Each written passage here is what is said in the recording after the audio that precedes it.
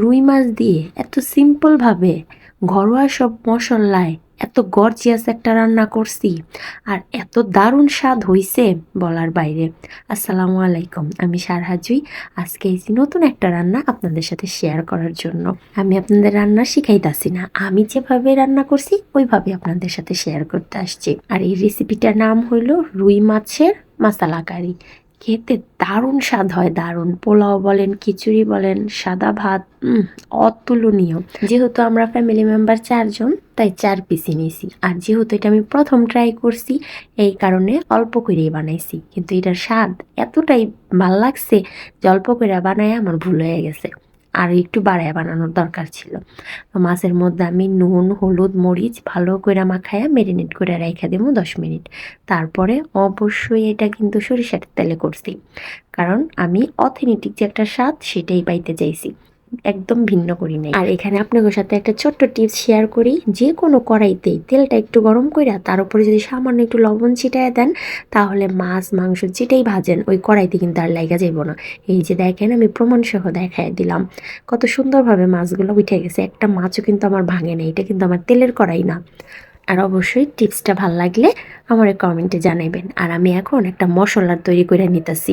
যেহেতু এটা মশলা কারি, স্পেশাল মশলা তো অবশ্যই থাকবো। এখানে আমি কালো সরিষা নিছি, ধনিয়া নিছি, জিরা, গোলমরিচ কালোটা দিলে ভালো হতো, কিন্তু আমার বাসায় ছিল না। তারপরে কাঁচা মরিচ, আদা রসুন বাটা আর ধনিয়া পাতা সুন্দর করে ব্লেন্ডারে একটা পেস্ট করে নিছি। দেখছেন কত সুন্দর একটা পেস্ট হয়েছে। এখন যে তেলে আমি মাছটা ভাজছি ওই তেলে আমি কয়েকটা এলাচ দিয়ে দিলাম ফোড়ন হিসাবে।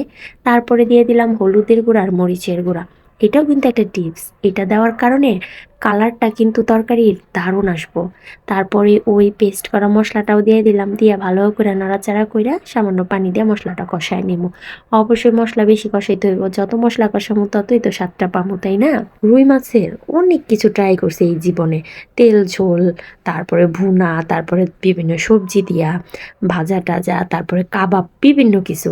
কিন্তু আমি একদম ফ্যান হয়ে গেছি এই রুই মাছের মশলা কারির মধ্যে। যাই হোক, কথার ফাঁকে ফাঁকে কিন্তু আমি একটা টমেটোরে পেস্ট কইরা এটার মধ্যে দিয়ে দিছি। তারপরে পরিমাণ মতো লবণও দিয়ে দিলাম।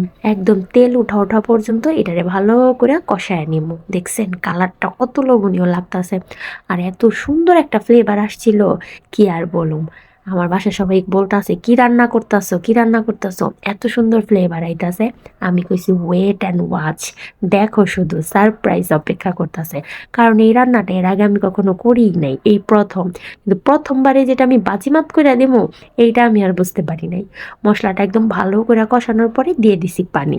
এই পানি দিয়ে আমার রান্নাটাও হয়ে যাব এবং ঝোলটাও মানে গ্রেভিটাও হয়ে যাব।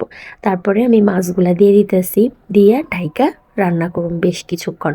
বলক উঠে আসলে মাছটার আমি আবার একটু উল্টায় দিব। আর চুলাটা আমি লো হিটেই রাখছি, কারণ এত কষ্ট করে রান্না করতেছি, যদি নিচ দিয়ে একটু লাইগা যায় তাইলেই তো আমার রান্নার 12টা বেজে যাবো। কারণ পুরা পুরা গন্ধ আসবো, যেটা একটুও ভাল লাগবো না। এটার আসল যে ফ্লেভারটা ওইটাই নষ্ট হয়ে যাব। রান্না কিন্তু আমার একদম কমপ্লিট।